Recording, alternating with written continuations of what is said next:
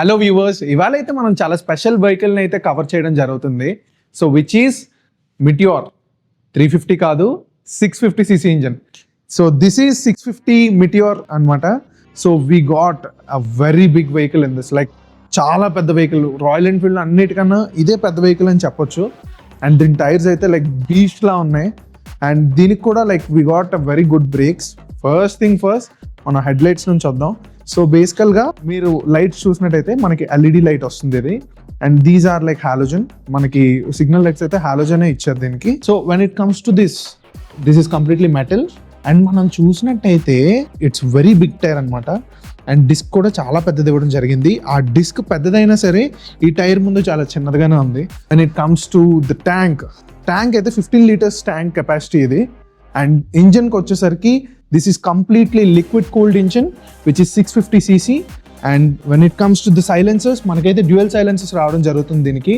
And మనకి ఇక్కడ కూడా సేమ్ ఇదే జరిగింది.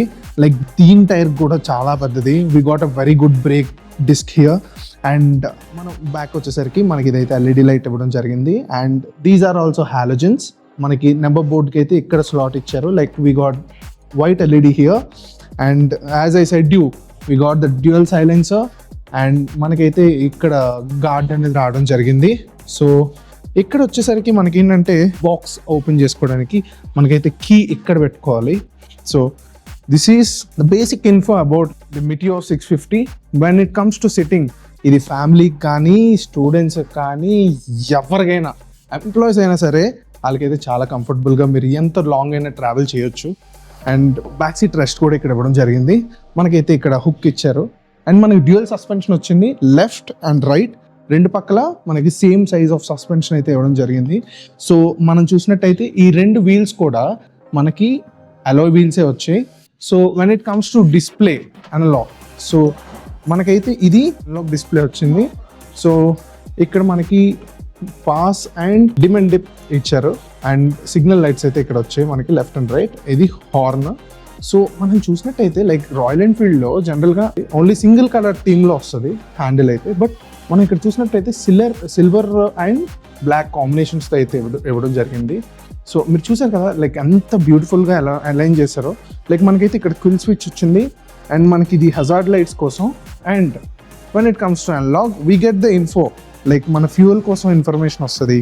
అండ్ ఆల్సో ఏ గేర్లో ఉందన్న విషయం తెలుస్తుంది. అండ్ సర్వీస్కి వచ్చినా లైక్ ఇంజిన్ ఆయిల్ తగ్గినా మనకి నోటిఫికేషన్స్ అయితే వస్తాయి.